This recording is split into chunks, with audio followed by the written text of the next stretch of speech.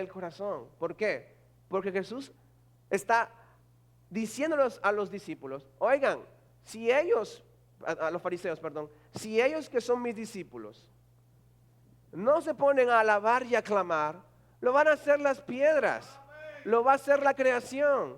Y ahora los fariseos deben traer a la memoria que cada vez que había una injusticia, un fenómeno natural ocurría en esos momentos. En el pueblo de Israel, en el Antiguo Testamento, en el Antiguo Pacto, cuando había una injusticia grande, los animales hablaban. Acuérdense del caso de Balán. Y hay dos casos particulares que no lo puedo traer por cuestiones de tiempo, en donde las creaciones inanimadas y sin vida realizan una acción ante una injusticia. Hay un juicio para quien rechaza al rey. Y lo interesante de todo es que si yo fuera Jesús en ese momento, como los hijos del trueno, tú no me aceptas, rayo cae sobre ustedes. Y miren lo que Jesús hace aquí, versículo 41. Y cuando Jesús se acercó al ver la ciudad, lloró sobre ella, diciendo, si también hubiera sabido en este día lo que conduce a la paz, si tan solo hubiera sabido, pero está oculto ante tus ojos. Y vendrán días sobre ti cuando tus enemigos echarán terraplén delante de ti, te sitiarán, te acabarán y te acosarán por todas partes, te derribarán y no dejarán ni tus hijos ni piedra sobre piedra, porque tú no has conocido el día de tu visitación. Los fariseos lo rechazan y los fariseos representaban a Israel. Israel rechaza a Jesús, al rey, y por eso Jesús llora sobre Jerusalén.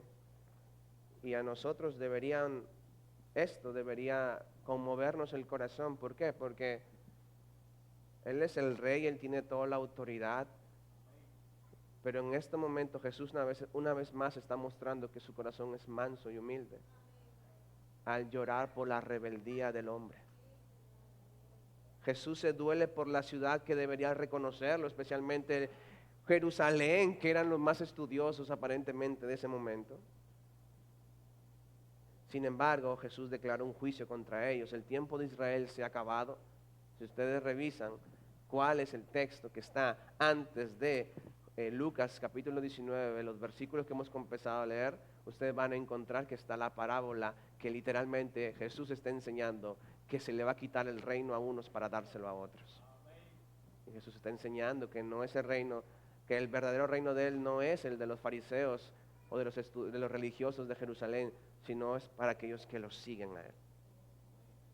Así que el tiempo de Israel se ha acabado.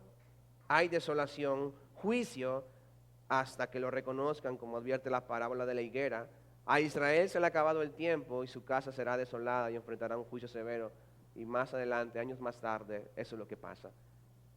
Y Jerusalén queda destruida, el templo es destruido, porque el verdadero templo del pueblo de Dios ya no más son rocas, ya no más son estructuras. Cada uno de nosotros somos templo de Dios. Y lo que nosotros como iglesia estamos buscando no es un templo físico. Simplemente, como decía Andrew, es un lugar para reunirnos como el verdadero templo de Dios. Así que las grandes expectativas que usted puede tener de un templo, yo, bíblicamente hablando, les digo que muchas veces están fuera de lo que Dios nos manda. Muchas veces, no estoy diciendo que no, pero muchas veces nuestras expectativas de un lugar, bueno, no me voy a meter en ese tema, pero lo que sí quiero decirles es que Jesús dijo, destruyan este templo, hablando de su cuerpo, y yo lo reconstruiré en 3 días. Y todo, nadie lo entendía, pues en cuántos años se demoraban en crear este templo, y tú vienes y nos dices esto ahora de que tú vas a reconstruirlo, y el texto explica, porque Jesús estaba hablando de su cuerpo. Porque en ese momento Jesús era ese tabernáculo, ese templo donde se juntaba el cielo y la tierra. Y ahora nosotros somos pequeñas representaciones donde el cielo y la tierra se juntan. Porque tenemos el Espíritu Santo dentro de nosotros. Ahora viene la gran pregunta. ¿Tu compañero de trabajo puede decir que en ti el cielo y la tierra se juntan? ¿Tu vecino puede decir que el cielo y la tierra se juntan en ti? Mi esposa puede, ¿dónde está mi esposa por aquí? Puede decir, tú puedes decir, es retórica por si acaso, que el cielo y la tierra se juntan en mi persona. Sus esposas pueden decir eso de sus esposos. Los esposos pueden decir eso de sus esposas. Los hijos pueden decir eso de los padres. Los padres pueden decir eso de los hijos. Cuando yo te veo, mi amor, veo a Dios obrando en tu vida.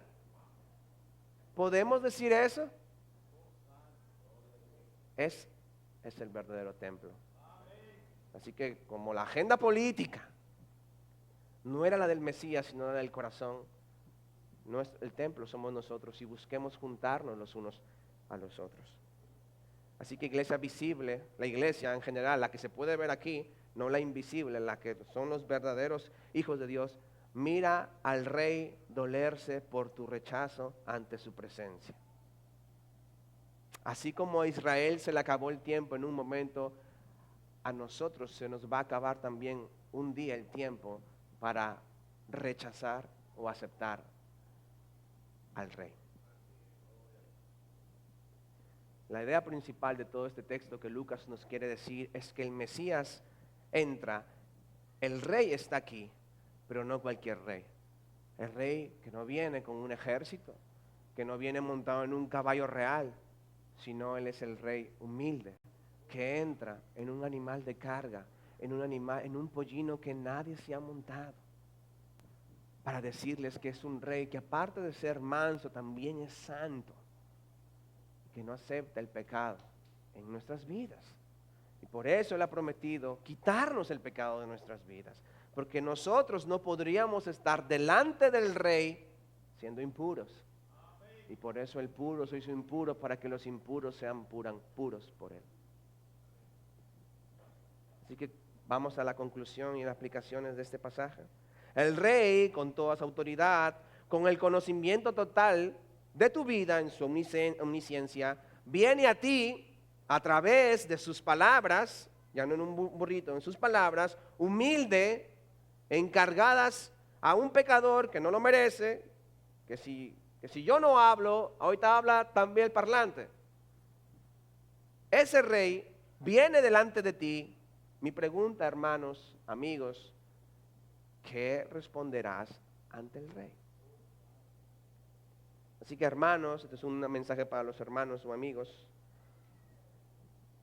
¿Serás como los discípulos que reconocían su autoridad y lo alababan, diciéndole que Él es el enviado esperado, el Rey prometido? ¿O serás como la multitud que reconoce lo que le conviene en el momento, pero cuando las cosas se ponen calientes salimos corriendo o le vamos a pedir más adelante? Es la misma multitud que le dice, Señor, sí, el Rey de los judíos, el Rey, Más adelante la misma multitud que al lado de Barrabás lo manda a crucificar. ¿Eres tú esa multitud que cuando las cosas se ponen calientes rechazas a Jesús? ¿O eres como los discípulos que lo alaban desde el inicio? ¿O eres como los fariseos que lo rechazan porque entendía que Él no era digno de recibir tal consideración en sus vidas? Ante la presencia del Rey, hermano, ¿qué harás? Mi querida iglesia, nos uniremos a los discípulos para decir, bendito es el que viene en el nombre del Señor, y al mismo tiempo nos dejaremos usar por Dios para servir de manera humilde a quien queremos que lo conozcan, tal como nuestro Rey, que con toda la autoridad no entró en un caballo ni con un ejército, sino en un burrito sin montar y con pecadores perdonados. ¿O seremos como los fariseos, que afirman conocer a Dios con sus palabras, pero que lo negaban con sus acciones? Que decimos conocer mucho de Dios, que decimos y hablamos del tema de lo que Él puede hacer, que estudiamos sus doctrinas, escuchamos prédicas saludables, escuchamos música que es cristiana, pero no estamos dispuestos a dejar de ver una serie o dejar de ver una película, o no estamos dispuestos a dejar la comodidad de Instagram, de TikTok, de YouTube, de Snapchat, de Facebook, porque nuestras palabras dicen muchas cosas, pero las verdaderas cosas las dicen nuestras acciones. Así que, iglesia, ante la presencia del Rey, ¿cuál será su respuesta? Y antes de terminar,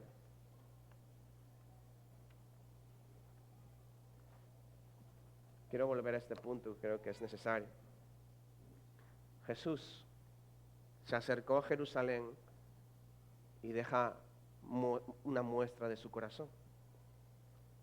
Los profetas antiguos se dolían cuando la ciudad era rebelde. Jeremías, Isaías. Y en esta mañana Jesús se está doliendo porque lo rechazas. Dios tiene emociones. Nosotros hemos sido creados a imagen y semejanza de Él. La única diferencia está que sus emociones son santas. No pueden llevarlas a pecar. Yo soy un ser muy emocional. Y a veces mis emociones son las que toman mis decisiones y no debería ser así. Pero Jesús muestra su sensibilidad ante el rechazo del pueblo que Él ha escogido. Y aquí, como les dije hace un momento, aquí hay personas que vienen a la iglesia muchos años y están aquí y tal vez no sean cristianas. Porque para la gente de ese tiempo los fariseos eran de verdad el pueblo de Dios. Pero Jesús les está diciendo que su reino no es de acciones de esas, sino la que los siguen a Él. Jesús se duele por la ciudad que debería reconocerlo y declara un juicio. El juicio de los que no tienen a Dios ahora, Juan capítulo 3 dice que la ira de Dios ya está sobre ellos. No que va a estar, sino que ya está sobre ellos. Así que si tú nunca habías escuchado de lo que estoy hablando aquí ahora, a través de las palabras, de la predicación de sus palabras, el Rey está aquí. Mi pregunta es para todos como iglesia, como hermanos, como amigos que nos visitan. Ante el Rey, ¿qué vamos a hacer? Ante el Rey que tiene toda la autoridad, pero que llora al mismo tiempo por el rechazo, ¿qué vamos a hacer?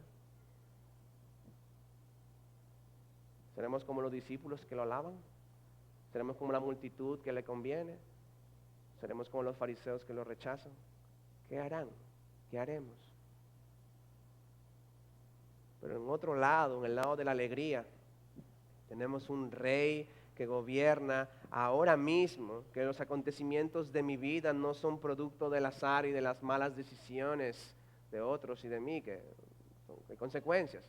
Pero aún así, mi Rey gobierna todos los eventos de mi vida. Y mi Rey no solamente tiene toda la autoridad, sino que además tiene un corazón manso y humilde. Y eso debería, en este mundo, en este tiempo donde hay presidentes, gobernantes corruptos, que mi Rey sea manso, humilde y bueno, debe traernos consuelo. Porque el Rey no es que va a llegar, el Rey ya vino. Y habían dos entradas en esos tiempos al pueblo. Una era la entrada del Rey con toda su realeza, pero también había otra entrada. Y hay una entrada que curiosamente David festeja a lo grande. Hay una entrada que hacía el Rey, pero era una entrada de triunfo, para que su pueblo viera esa alegría, saliera a recibir y se uniera al júbilo de que el Rey ha vencido a sus enemigos. Y por esto Tesalonicenses nos dice que iremos con el Rey que desciende y vendremos a este mundo, que este mundo va a ser renovado, esta tierra no va a ser destruida, va a ser renovada. Iremos con nuestro Rey y a recibirle y bajaremos a gobernar, porque nuestro Rey en ese día final va a poner bajo sus pies al último enemigo, que es la muerte. Así que, hermano, que sientes que tus días están contados, bueno, de todo el mundo, pero si sientes que tus días se han acortado más y está cerca la muerte, respira y ten paz, porque tu Rey viene pronto. Y tú lo recibirás y vendrás y tendremos un tiempo de paz como el que Él ha prometido en su palabra. Oremos, por favor. Señor, te damos gracias y te pedimos que nos ayudes a entender de que tú ya estás aquí gobernando este mundo, de que tú y tu gobierno bueno, manso y humilde debería ser lo que nosotros como discípulos tuyos mostremos al mundo. Ayúdanos porque completamente esto es difícil, imposible sin la ayuda de tu Espíritu Santo. Pero ayúdanos a hacer ese punto donde el cielo y la tierra se unen, porque tú vives dentro de nosotros. Ayúdanos, Señor, a escuchar tus palabras. Ayúdanos, Señor, a seguirte. Ayúdanos, Señor, a dolernos por el rechazo de las personas que escuchan tu evangelio y no lo aceptan. Ayúdanos a dolernos como tú te dueles. Ayúdanos a entender que cada aspecto de mi vida no está al vacío o al azar, sino que así como tú controlabas tus eventos de tu muerte voluntaria, también controla los eventos de tus discípulos. Y si hay alguien aquí que en este momento ha escuchado tu palabra, Señor, y ante la presencia del Rey quiere inclinarse de manera voluntaria y aceptar tu autoridad en su vida, Señor, salva su corazón, Señor, perdona sus pecados y dale el gozo de tu salvación. Porque tu palabra dice que el que viene a ti, tú no lo echas fuera, sino que le perdonas, lo limpias y lo preparas para una eternidad junto a ti. Ayúdanos, Señor, porque nada podemos hacer separados de ti. Y ante tu presencia, Señor, ayúdanos a doblar nuestras rodillas voluntariamente, porque llegará un día que no serán de forma voluntaria, sino serán con vara de hierro. Pero todo el mundo y toda la humanidad va a doblar las rodillas ante ti,